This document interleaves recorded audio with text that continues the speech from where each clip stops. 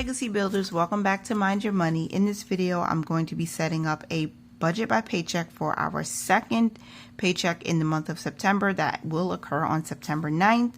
And I'm going to plan for another 4 no spend days this week. It is Labor Day on Monday the 5th. So happy Labor Day. I hope you guys are doing something safe and fun. And school starts this week for my children, so we'll be taking a lot of pictures, and hopefully we won't spend too much unbudgeted money. We really can't spend anything, so I really need to do that no spend September with the rest of you doing Alicia from Hands and Bands. I need to jump on that too. So let's get into this budget by paycheck. We are going to be budgeting for $660. That's the minimum that we expect to receive, and we're going to continue with that. So that means our tithe is going to be $60. And our top priority this month and this paycheck is going to be our bills. We need to make sure we're putting money aside for next month's bills, for October's bills. So I'm going to put NMB here. That stands for next month's bills. And we're going to go for 4 no spend days. And that is any unbudgeted money. We should not be spending it, period. All right. So giving is, again, $60. And for our savings, let me look at my spreadsheet to make sure I'm not messing this up.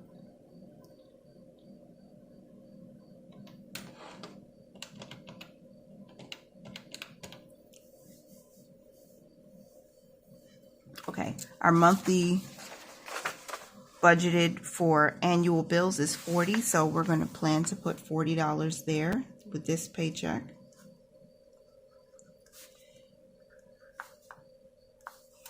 And our monthly budgeted for emergency fund is $200.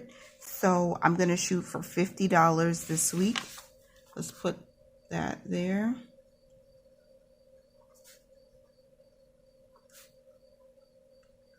And that's a total of $90. Okay. And then we have investing. I do want to invest something this week. So we're going to invest, let's do 100. It's $200 for the month. I want to knock this out as quickly as possible.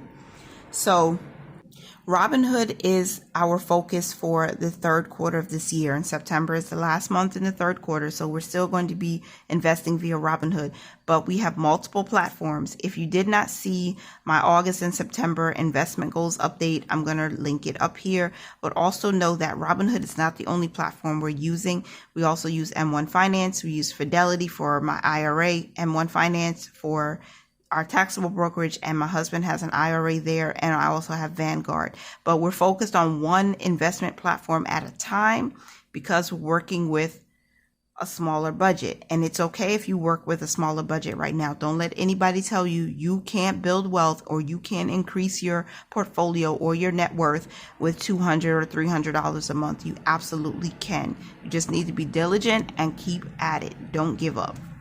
So right now, Robinhood is the taxable brokerage that we're focused on, and I'm going to plan for $100 with this second paycheck of September. All right, no purpose funds this week. I would love to, but we still have to focus on the bills. And let me check my spreadsheet again.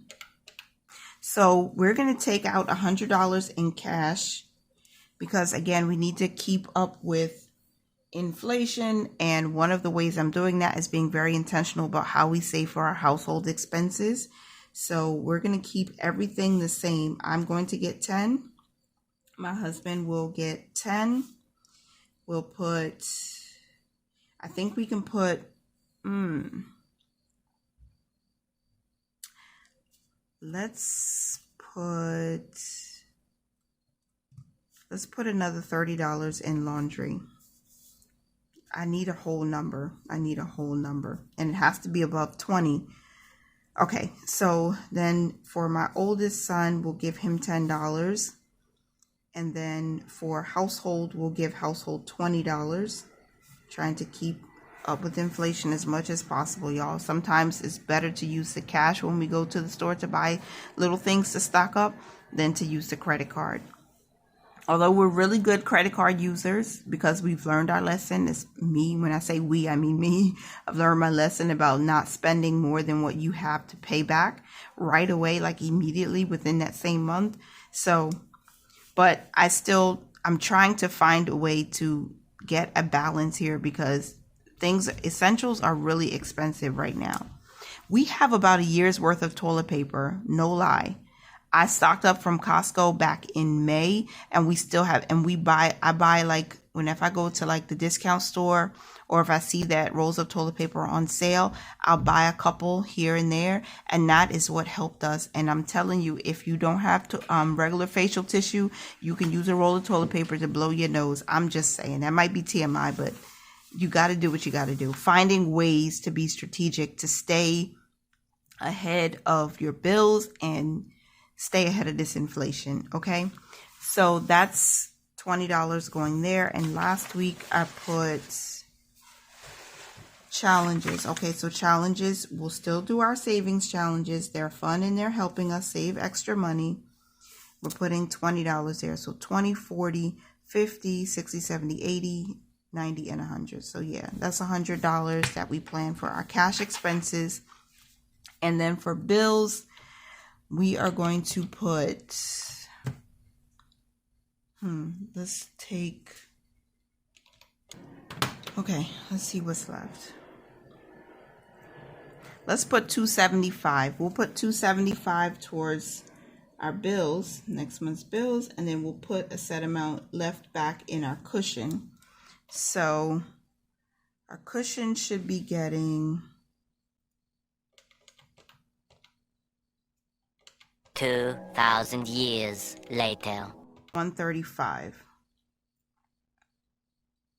Yeah, 135 here and 275 here, and that should give us 410. So we should have a zero-based budget when we look at it. $660 minus our giving, minus our savings, minus what's in being invested, minus our cash, minus 275. Nope, I did that wrong. So it's $35 actually going into $35 there. So that is not 410, but 275 plus 35 is 310. Okay, mistakes happen. All right, so 660 is the planned income, planned expenses. It could be more, maybe more. We're trusting God. All of this is in God's hands right now. He got to show up so we can do what we need to do with this money. So giving is 60, savings for annual bills and emergency fund is 90, investing is 100, cash will be 100. Next month's bills will get 275, and our cushion will get $35. We should have 7 no spend days, to be honest with you. We should not be spending any unbudgeted money because we need to be very conservative, very frugal. With 3 kids in school this week, it's going to be very busy, and we have to make sure our bills are paid. So that's what we're going to do as we wait for this additional income to come in. Now, we like to save most of our income. We don't like to use all of it to budget with. We use a set amount for a budget so we can live beneath our means, save more money, be more ahead, and we have to be more strategic now with the way things are going right now.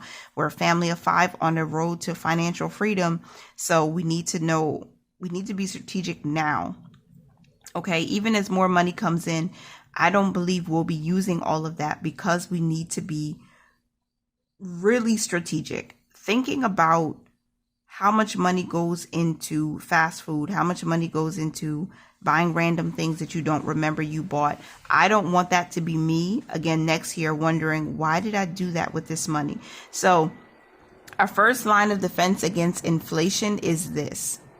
If you earn $1,500 from your paycheck, that's your paycheck after all the deductions and stuff. If you really don't have debt, or if you don't have a lot of debt, if you already have established an emergency fund, you may not need to use all of that money. That's the way I see it. So take that same $1,500, okay? And if you know that you're an overspender, maybe this is how you discipline yourself to not spend it all. Try to live on, let's say, 70% of that. So that's $1,050. So instead of using the full $1,500, whatever account it hits, you take this amount from that same account, leave behind the rest, and transfer that over somewhere else so you can start divvying it up where it needs to go in your different buckets, right? This book here has different buckets. It has a giving bucket, a savings bucket, an investing bucket, funds for those sinking funds, short-term savings that you guys use, cash expenses, anything other miscellaneous, and your bills and expenses. That's where you start putting the money in those different buckets. You know how much you need for yourself. You know how much you want to save, how much you're giving, all of that, and you break it down. And that's what you live within. So that extra money, that money that's been left over, what's that, $450 that's left in that account? That's your first emergency fund. If something comes up and you need that money immediately, it's right there because you haven't touched it, you haven't spent it. And if you make that a habit, you always have a cushion there. You understand? I still even budget a cushion in this account that we're using. We use an operating account. So our income hits one account, I transfer it from account A to account B. And this is the money that I'm leaving back in account B for those things. So now we have like two emergency funds. We have this one, and then we have the other one, the money that's left behind there if we need to use it. And then we have a true emergency fund that's in a savings account. And that's right now we have about 6 months worth of expenses. So still, you have a first line of defense and you build a fortress basically around your money. So you're saying, I have money here. It's kind of like a don't see, don't touch. So if I come into an emergency, that's my first line of defense. I'm going to this account and I'm saying, okay, we have a couple $100s here if we need to use it for an emergency. And then if a larger emergency comes up, you have your true emergency fund if you need to pull out from it. And I mean true emergencies, guys, like true fires, true blazing going on. So yeah, I talk a lot, but that's just because I enjoy working this out with you on camera and giving some tips and tricks. So the planned income is $660 along with the expenses to give us that zero-based budget. And that is it, and that is all. Thank you so much for being here. I hope you enjoyed today's video. Continue to mind your money, manage it well, and live your lives abundantly. God bless you. Bye for now.